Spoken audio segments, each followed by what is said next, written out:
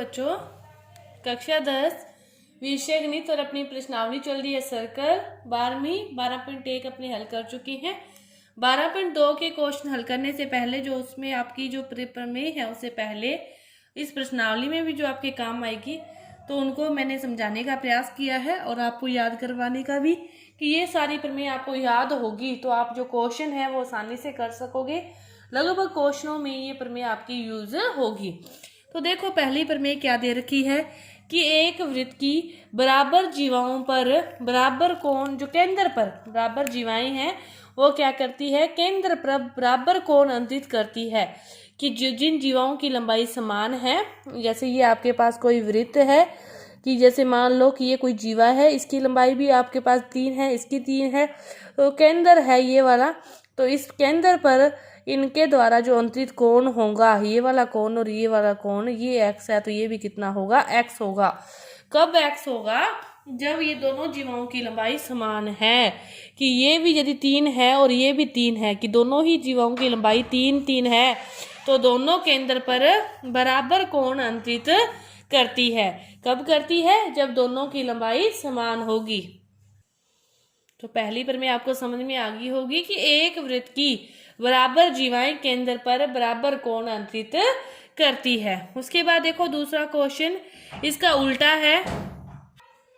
दूसरी क्या है, इसकी उल्टी है कि यदि कोई जीवाएं हैं, दूसरे क्या कहता है कि ये वृत्त है और ये जीवाएं हैं कोई भी दो और केंद्र पर इनके द्वारा जो अंतरित कोण है यदि इसके द्वारा 50 है और इसके द्वारा भी 50 है तो दोनों जीवाओं की लंबाई फिर क्या होगी, समान होगी। पहले की विपरीत प्रमेय है। पहला तो क्या कह रहा था कि यदि दोनों जीवाओं की लंबाई समान है तो केंद्र पर वो क्या करेगी, समान कोण अंकित करेगी।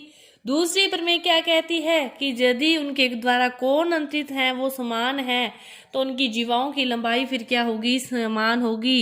यदि ये 3 होगी तो ये भी कितनी होगी, फिर 3 होगी। दूसरे पहला और दूसरा एक दूसरे की विपरीत है। इसके बाद देखो तीसरा क्या कहता है कि एक वृत्त के केंद्र से एक जीवा पर डाला गया लंब जीवा को समद्विभाजित करता है। अब देखो कि ये है कोई जीवा है, ये वृत्त का केंद्र है और केंद्र से जीवा पर डाला गया लंब कि यदि ये 4 है तो इसको 2 समान भागों में विभाजित करता है। 2 हो जाएगा कि एक वृत्त के केंद्र से जीवा के ऊपर कोई लंब डालते हैं तो वो लंब क्या करता है, जीवा को 2 समान भागों में विभाजित करता है, समद्विभाजित करता है। इसके बाद देखो चौथी कि किसी वृत्त की जीवा के मध्य बिंदु को केंद्र से मिलाते हैं तो वह के जीवा पर लंब होती है।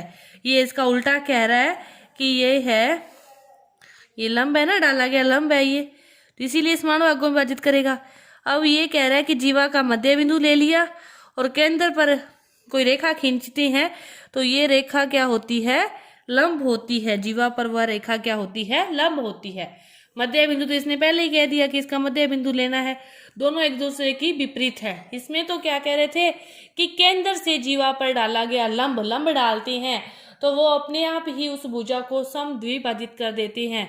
और ये क्या कह रहे हैं कि भुजा को समद्विभाजित करने के बाद ये रेखा यहाँ से केंद्र की तरफ खींची गई है कि पहले भुजा को क्या किया गया है, समद्विभाजित किया गया है, फिर यहाँ से रेखा खींची गई है केंद्र की तरफ।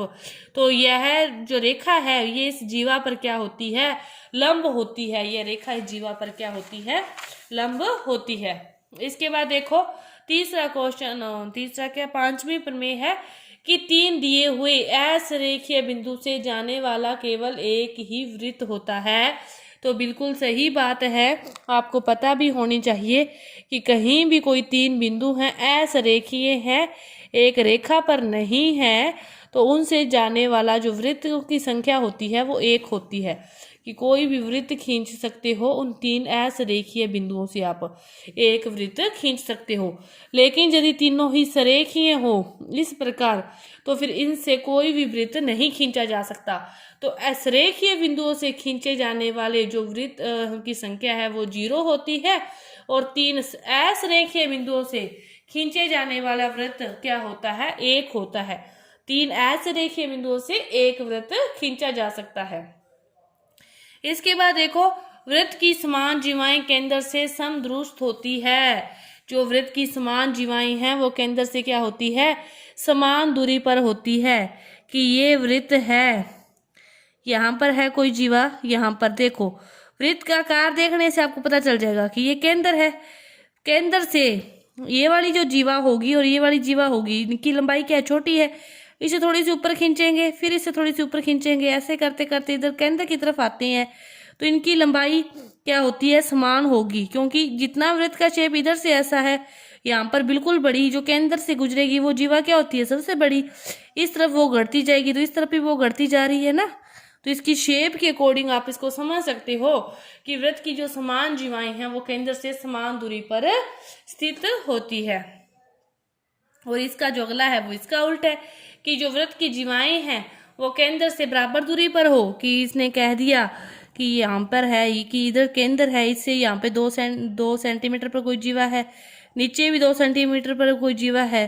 तो जितनी लंबाई इस जीवा की होगी उतनी ही लंबाई क्या होगी, इस जीवा की होगी।